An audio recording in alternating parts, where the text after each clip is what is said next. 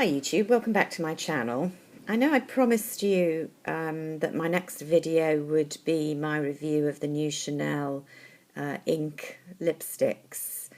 I've been trying out two of them quite diligently since I got them mid last week, but to be honest, I keep going back and forth. I'm still not really very sure what I think about them, so I've put that off for another day and thought I would talk to you instead about the new Hourglass holiday kind of multi-palette. Those of you in the States have probably seen enough of this because it seemed to have been released via Sephora quite a long time before we got it over here in the UK. I ordered mine online with Space NK practically as soon as it came out, and it arrived last week, and I've been using it since, and I'm pretty clear what I think about it. So for those of you who've had enough of the Hourglass palette, you may want to switch off now and come back in a few days when hopefully I will have made my mind up about the Chanel inks and a few more products to show you. But for those of you perhaps in the UK or Europe who haven't got your hands on this and are dithering, because it's quite expensive, I think I had a gift voucher for some money off at Space NK, but I'm pretty sure this is about £59, £60. I'll look it up if I have time and stick it down below. So I was quite excited about it because it looked like a really nice palette, and I've had not the holiday palettes before from Hourglass, but they're kind of multi-illuminating powder palettes like this one here, which I'll show you in a minute. And this one promised a powder, bronzer, another highlighter and two blushes. So I was quite excited. I have to say I'm not really a fan of this palette, and I'll tell you why. First of all, the packaging. It's this very trendy marble look, and I've put my computer in the background because, like many YouTube folk, I fell prey to the obsession, it seems to me, for marble overlays on things, and I have got one on my computer. But overall, I'm not that much a fan of all these plastic marble looks, but they're very trendy at the moment. So it is a different look for Hourglass, who've usually just gone for, you know, kind of shiny palettes in different colours, but just plain metallics, which I think, to be honest, I prefer to this one. It's quite a convenient size. It's actually smaller than I expected for that amount of money. I don't know, I just thought it was going to be a bigger palette with more product. I mean, I don't have a problem per se with small amounts of product because I hardly ever use anything up before it goes off or dries up. But these are seriously small. I mean, you can see in relation to my finger, palettes, which is all very well for kind of trying, but it's really, really difficult to get your blush brush in particular into these. I've got, and I do use this quite a lot, a 168 MAC, which is a kind of shaped blush brush, which, you know, just about kind of dots in, but it's not frightfully convenient. And I've had to pull out quite an old Molten Brown brush that, because it's slightly domed and flat, lets me get into the highlighter and the bronzer. So, I mean, most people like much bigger, fluffy blush brushes, and to be honest, I do. Even, you know, a kabuki, you're hard pressed to get inside these properly. The only one that kind of works is the all-over face powder. So that's kind of my first gripe with it, particularly for the price.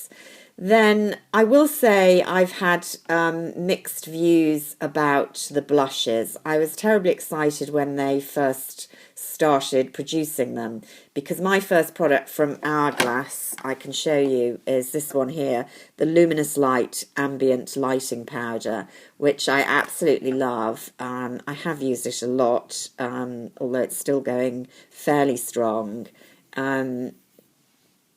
Swatches, you know, quite heavily, but I love it dusted all over the face as a setting powder rather than a straight highlighter. Just gives me a nice bit of luminosity without looking dry and fixes the makeup a bit. So I do use that a lot and I love it, and it would be one of my kind of hero products.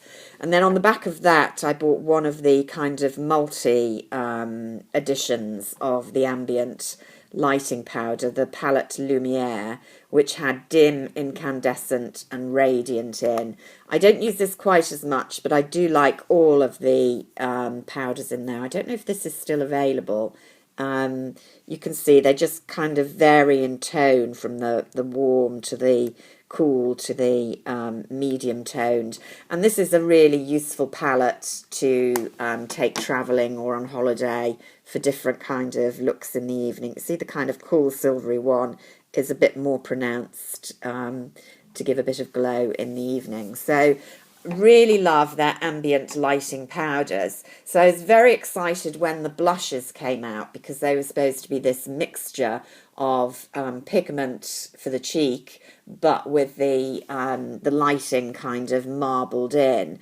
This is the only one I've got. I think I bought about 3 straight off, and I just found they just didn't last on the cheeks. So some of them were quite densely pigmented, too pigmented, or, you know, more difficult to work with, but fine.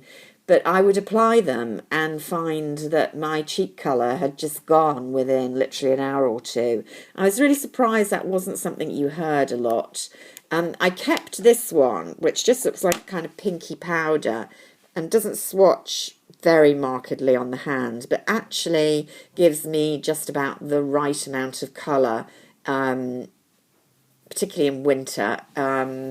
So that one is Mood Exposure, and it's not a brilliant last, but not as bad as the ones I got rid of. So that's kind of been, I didn't try the bronzers, so I was interested to see these. Now you've got 2 blushes here, which are Surreal Glow and Surreal Effect. So this is Glow and this is Effect, although they're very different kind of looks. Now I have to say, this one, kind of peachy colour, and then the much more pigmented pink one. I mean, that peach is showing up quite well there, but I find it doesn't really show up very much on my face at all. The pink does. Yeah, I'm very pale, so I can't imagine it's going to show up on many people at all. I mean, you can blend the two together, and I think, I haven't got the packaging with me, there is actually a little kind of diagram telling you that you should blend these two together for a cheek colour, which seems a bit of a performance to me. If you need to blend them together, you know, why not just produce one and that works on its own, and give us another option for blush colour, because I can't see these working, you know, much like the Charlotte Tilbury palette, to be honest, for anyone other than very pale skins. Then this is supposed to be the bronzer, and I will say, for the pale skin, it's quite nice because it's not muddy and it's not, you know, too defined, not orangey, certainly. So I have used that and it's quite nice, subject to, you know, the kind of difficulty with the brush. And then there's a highlighter, just you know, there's so many great highlighters out there at the moment. It's okay, but I mean, you can see there, it's a bit sort of powdery for highlighter to me. And then this is a nice ambient powder that they really do very well. You know, not intensely pigmented there, but works as a nice finishing powder if you want to try one out. That one is Surreal Light, which I don't think I'd got. Now I'd got dim, incandescent and radiant.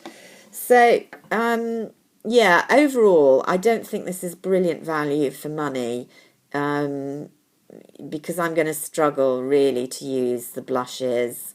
The bronzer's okay, but it's not that useful in that palette. I suppose if you were travelling, you could say, well, this would save you taking a separate blush, bronzer and finishing powder.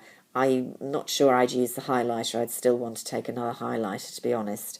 So there's that about it, but I'm, pretty sure there are better products out there.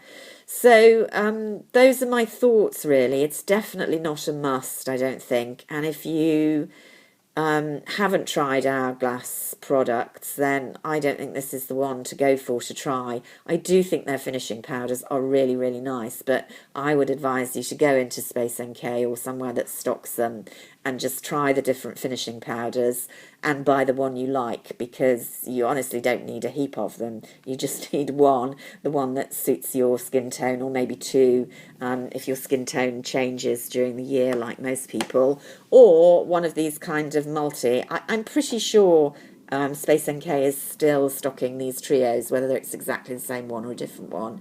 They are a good option because you get several alternatives there, and they're nice products, and they do last for a long while. So those are my thoughts on the latest Hourglass Surreal palette, and it's a kind of cautious thumbs down. I don't hate it, but I don't really think it adds a lot to my collection. So I'll try and talk about those lip inks very, very soon, but until then, bye for now.